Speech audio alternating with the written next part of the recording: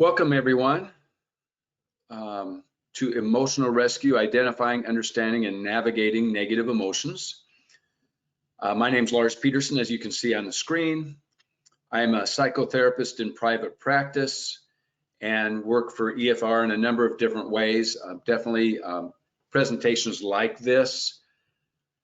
So emotional rescue or emotions, such a big topic, and one of those topics where we're not going to be able to cover a lot of ground, so we're going to really focus on the navigation part, a little bit about the identifying and understanding, because that's part of navigating, but definitely focus on the navigating part.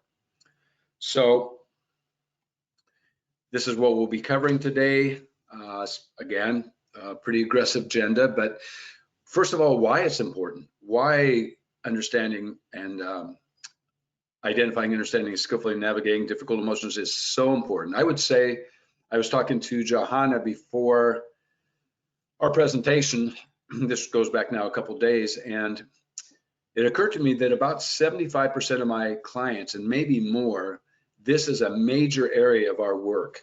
Like, this is an important piece of what we do, if not the most important piece of what we do many times. We're going to talk about how a systems approach to emotions can be useful. Systems meaning we're going to look at kind of our biological wiring and just a way to look at that. We're going to talk about the difference between primary and secondary emotions. And there's two really kind of main ways to look at that.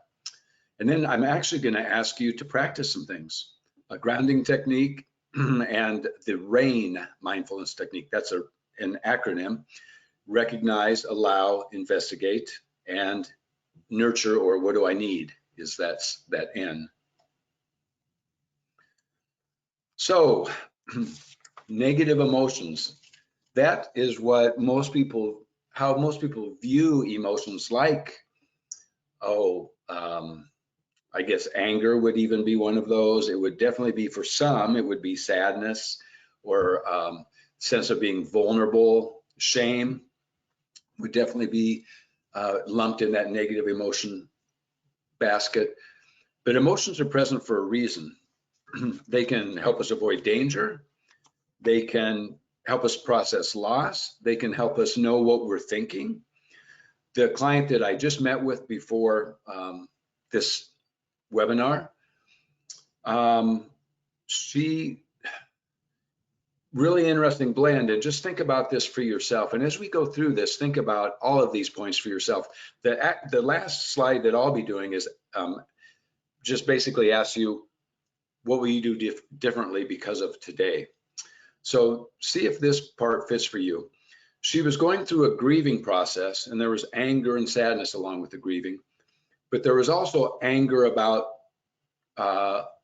her stepdad and some things that he had done that weren't really so much about emotional abuse or some of those kinds of things that the grief was really about, but more about how he didn't give her a chance to advance in her job, or he didn't train her in certain ways. And so definitely a lot of thought processes in place that then were driving the emotions. Now, I'm not going to ever make a case that emotions that always thought, it actually used to be thought, and many people still think thought drives emotions. That's not always the case. Sometimes emotions drive thoughts. They're very interwoven. So in any sense, emotions give us clues: reality, what's going on, is there danger, or virtual reality, am I making some things up, are there some stories in my head that are driving things.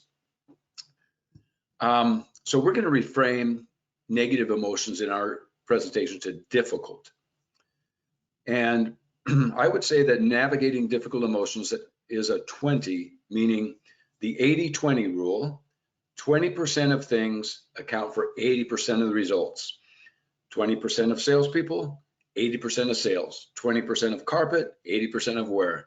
20% of people are the ones who end up going back and back and back into jail or prison, and it could be 30%, it could be 10, but there's these few things that are really, really important, and a lot of other things aren't quite so important. I would say that navigating difficult emotions is a 20. If we blow up and say things that we shouldn't say, We could lose our jobs. We could, lots of bad things can happen. I had a client who was in a very bad place.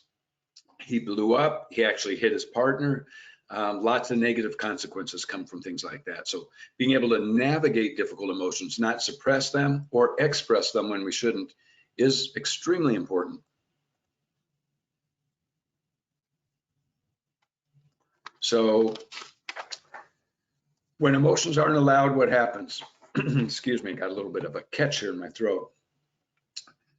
Well, a lot of unskillful things. Addictions. The person I talked to earlier today wakes up in the morning. The way this person would say it is, I wake up in the morning and have a bowl, marijuana, and then a couple hours later, I do it again, and another hour or two later, I do it again. And by evening, like I've just been high all day long, and I'm even using it more often than every 1 to 2 hours. So all kinds of addictions are used to avoid difficult emotions, and they work. That's why people use substances. I have another client who's older than the client I'm talking about, who's 50-ish. This other client's approaching 60, and his substance of choice happens to be marijuana. And it's a way for him when he just can't calm his brain down. When it's just that racing brain and that anxiety, it brings it down. So in his case, he's no longer using. He feels much more clear-headed. He's doing very well. He's found other ways to navigate difficult emotions instead of using a substance, which used to be Ambien and has been other things. When we suppress emotions, sometimes things erupt, or like one of my clients, it stays down until something happens, something triggers it, and then it's just overtakes him, and he can't really process things in a healthy way. When we're talking, when in our therapy sessions, rarely does that come up. Most of the time, he's very shut down.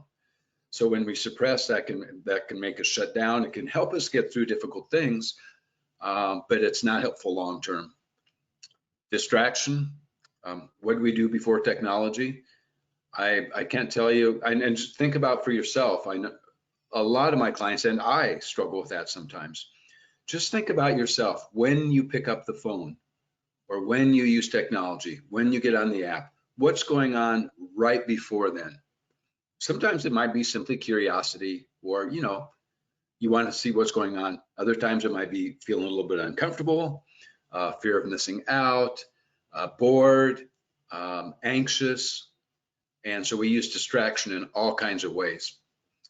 And sometimes what happens is we avoid things we really care about because of this. One of the, I guess, possible takeaways from today would be, it's really helpful to get comfortable with being uncomfortable. So comfortable with being uncomfortable. I speak from a little experience here. When I went to therapy, so I haven't been a therapist all my life. I went back to school, actually graduated in 2013. And when I was in my own therapy in my early 30s, the first time I really realized that I had some things I should be dealing with, the therapist I was working with looked at me and said, you know what? You're the most well-defended, meaning an emotional, client I've ever had. And this was a person who worked with people with substance addictions and all kinds of things. And part of me, when she said that, for just a split second, part of me felt kind of proud, like, wow, yeah. And then, it didn't take very long to know that she didn't mean that as a compliment. So I do know that this is hard. I do know that we find all kinds of ways, work, striving, success, money, we strive all kinds of ways to avoid difficult emotions. So primary and secondary, one way to think about it is a primary emotion is the underlying emotion. So we get really angry, and then if we take a second and, okay, what else am I feeling? Could be hurt. It could be fear. So that, and this was mentioned in another podcast that EFR did on emotional intelligence, that the presenter was talking about how skillful it can be to just ask, what else am I feeling? Secondary emotions can also come after primary. So a lot of my clients feel guilt or some other emotion or anxiety about being angry when it's not okay to be angry. Or if they're scared, then they feel shame about feeling scared. So primary and secondary emotions, really the takeaway for me from this slide is, what else am I feeling when we're having an emotion?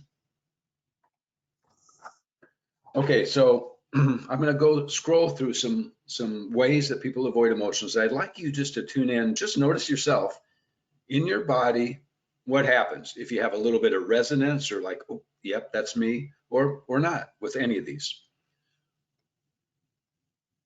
Social media, do you use that to avoid emotions? Worry can actually being in our head, overthinking. Research, for me, it was finding the perfect bike a while back, or could be COVID, it could be getting on the internet and research. Cleaning, when things are already clean. Movies, shows, binge watching. Ted Lasso is probably not included in this group. He's probably that's probably a show where it helps people feel emotions, and there's plenty of other shows like that. Eat. I was working with a client recently who that was her go-to, was eating. And it was a way for her to avoid shame and other difficult emotions.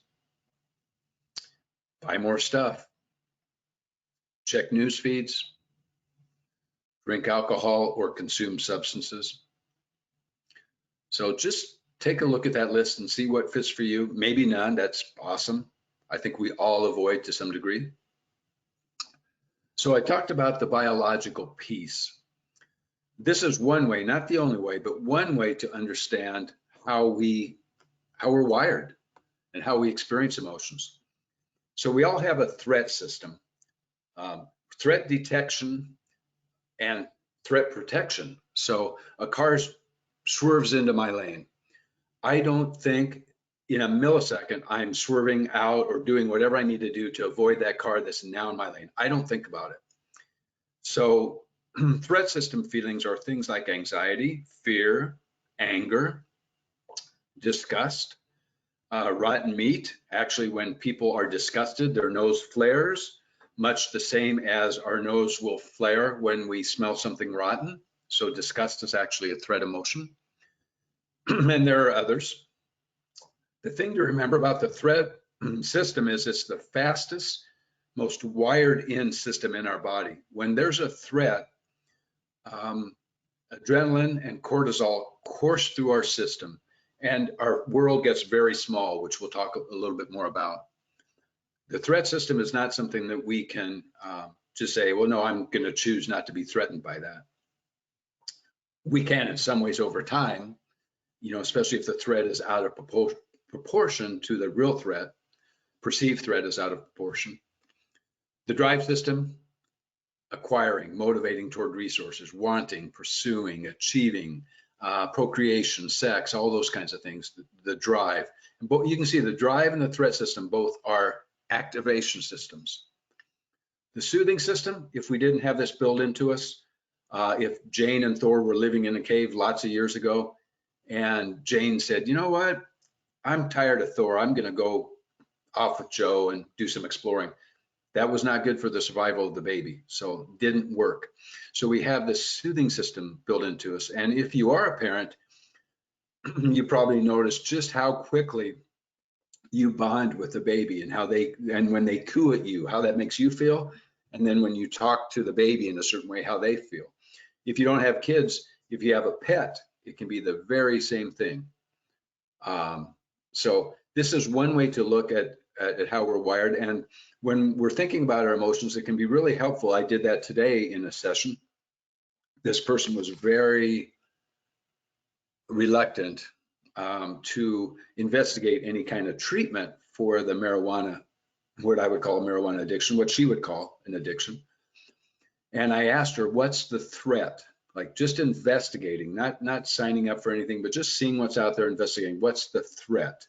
And it can be really helpful to then, it's almost like asking what else is there. So these emotions organize us. I'm going to ask you to think about a time. So I'm going to slow down just for a moment. Think about a time where you were anxious or angry, not a 10, 6 or 7. Something happened at work, something happened at home.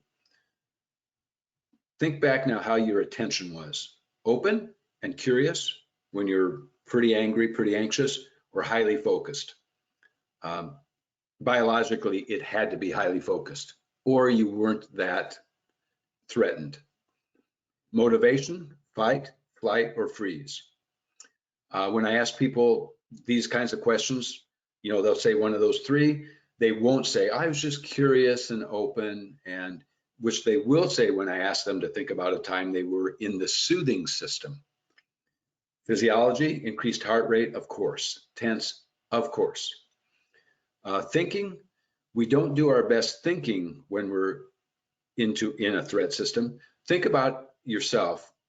Maybe it's even more than a 6 or 7, a time where you've been really angry or anxious. Were you logical at that point?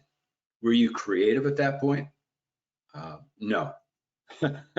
I do quite a bit of work with couples. I've yet have one to say when they were really mad at the other person that they're able to be just logical and creative and just work things out. They had to calm down first. So emotions organize us. And some reason, this isn't, there it goes. So I'm not going to read each of these, but the threat system's activated or the content soothing system's activated.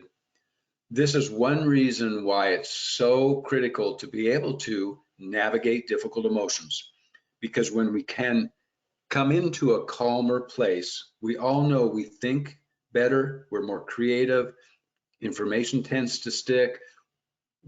So the person I was talking to this morning, when they were in felt that strong sense of threat about, pursuing something in terms of treatment or help, strong sense of threat, the last thing she wanted to do was reach out to others for support. She just wanted to come into herself.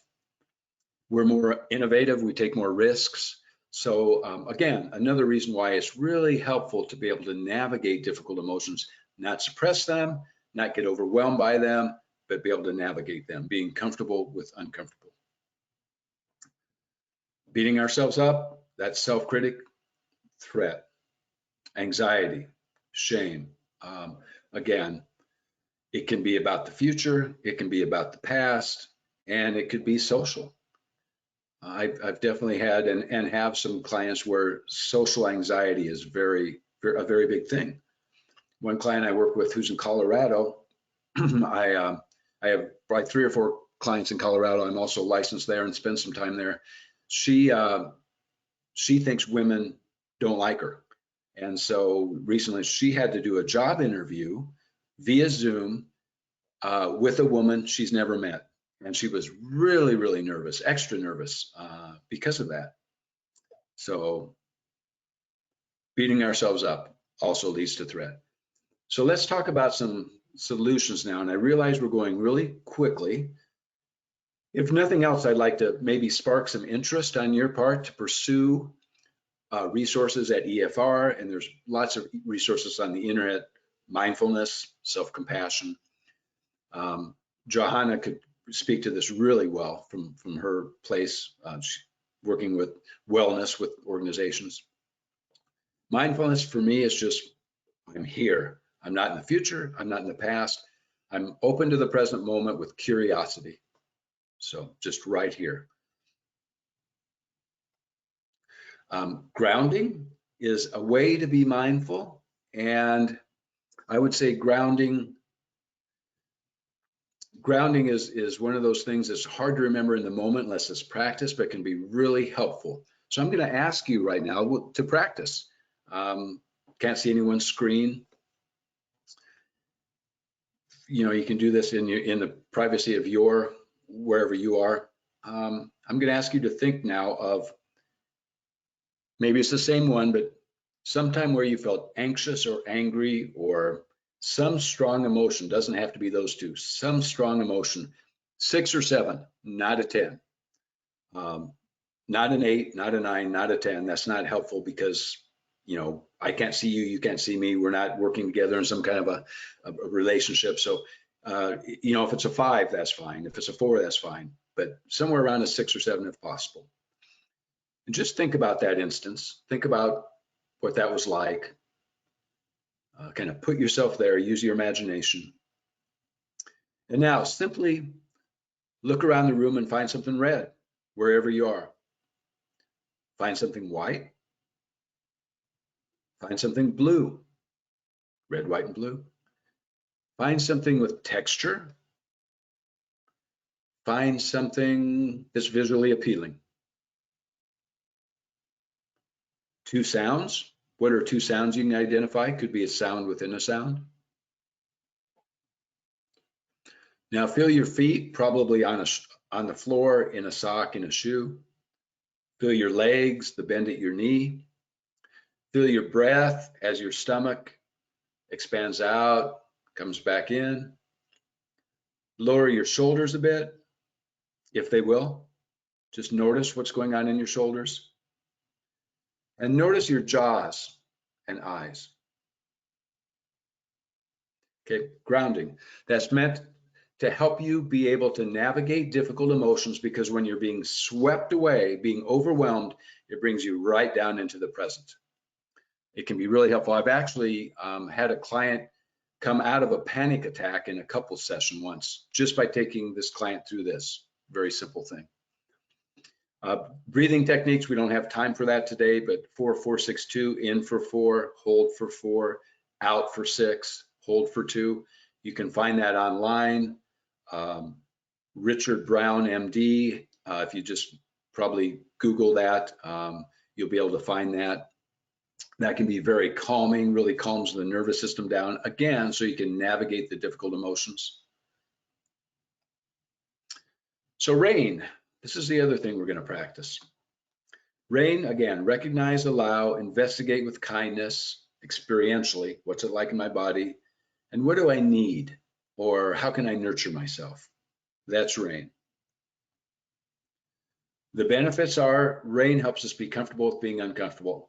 I use it with probably 75 to 90% of my clients, because so many people do either have a difficult time accessing emotion and knowing what it is, or they have a difficult time not being overwhelmed. So these are some benefits. Tara Brock, and her website's listed here, does a lot with RAIN. It can be very healing. If you've had trauma, unhealed trauma, or if you're in a really difficult place, today is not the time to practice this. It's not when you're feeling overwhelmed, and you're just beyond being able to bring yourself down. You should ground yourself a little bit before RAIN if you're feeling very overwhelmed. And again, go very slowly. Don't do it today, only with the therapist. If there's unresolved trauma, if the distress is above a 7, if you have little or no social support, if there's any tendency to dissociate, just zone out and kind of lose track of yourself or time, or if you have a strong history of avoiding difficult emotions, don't try it today. Just look it up, call AFR, see, maybe make an appointment with someone to be able to do some of those things. Now, if none of those things apply to you, you can try it today. So here's what we want to do. This is called the window of tolerance. Hypo means when we shut down. Window of tolerance is when we're aware, we're alert. We can think logically, we can think creatively. We're not either hyper or hypo. And mindfulness, grounding, and breath work can get us out of hyper. Activity, certain kinds of other kinds of breath work, certain ways to be mindful can bring us out of hypo. So for today, though, when we practice RAIN, it's going to be brief. We don't have much time left. And again, I'm not with you. you want to stay in that window of tolerance. You don't want to get to that point where you're either hypo, which would be feeling spacey, ungrounded, or hyper, where you just feel like there's too much going on. So think of a present situation, 4 to 7 on a 10. Stop and do the grounding exercise if you feel spacey at all, if you get out of the window of tolerance. Eyes open is fine. If your eyes are open, just look down. And just do this with an attitude of curiosity and experimentation. So as you have that difficult situation in mind, recognize what emotions are there. Just take a second to tune in. Allow. If it's not overwhelming, doesn't make you feel spacey, allow. Huh, wow, okay. Investigate with kindness means really get to know it. Okay, so you're not asking yourself this, but you're curious, like, huh. Pressing, throbbing, it's in my chest, kind of moving to my throat though. Some tightness in my jaws. You're just really curious, really getting to know it. And then the N is simply, what do I need right now? Maybe I just need to validate, this is hard, you know, this is a difficult time. Or maybe I need to get out and take a walk, you know, whatever, that's the N. So RAIN can be really powerful. We did it in a very short way on purpose today, just to give you the feel of it, but a great way to start navigating difficult emotions, because it teaches you to recognize, it teaches you to allow, get comfortable with being uncomfortable. It teaches you to investigate in terms of getting to know really what else is going on here. It's kind of that question in a way. And then what do I need? Maybe I need to talk to Joe. Maybe I need to do this, or maybe I just need to sit with the emotions. So the question for you as we close is, what will I do differently starting today? One small step.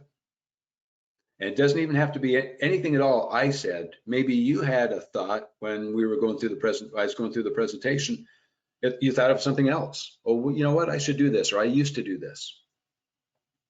Emotions journal, you know, lots of different things that can be done. And with that ends the formal part of the presentation. I'll turn it over to Johanna. Thank you, Lars. If anyone has questions or comments that they would like to submit, please use the chat and I will moderate a Q&A at the end of the session today.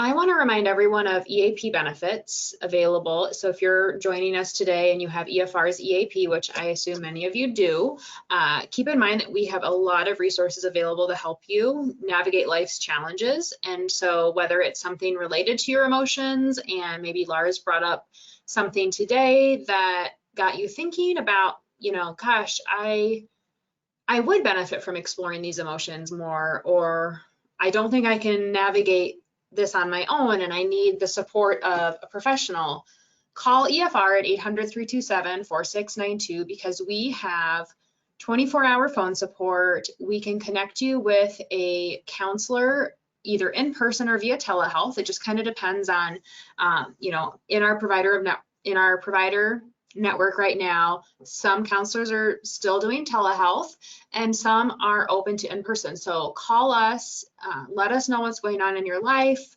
your preferences for counseling, and we are happy to assist you in using some of these great benefits. So we offer the counseling. We also have financial and legal consultation, elder and child care resources, identity theft resolution, and life coaching. So these benefits are available to anyone who works for an employer that has EFR's EAP. And the nice thing about our benefits is that they're also available to the members of your household. So it could be a partner, spouse, or children. Any questions or comments?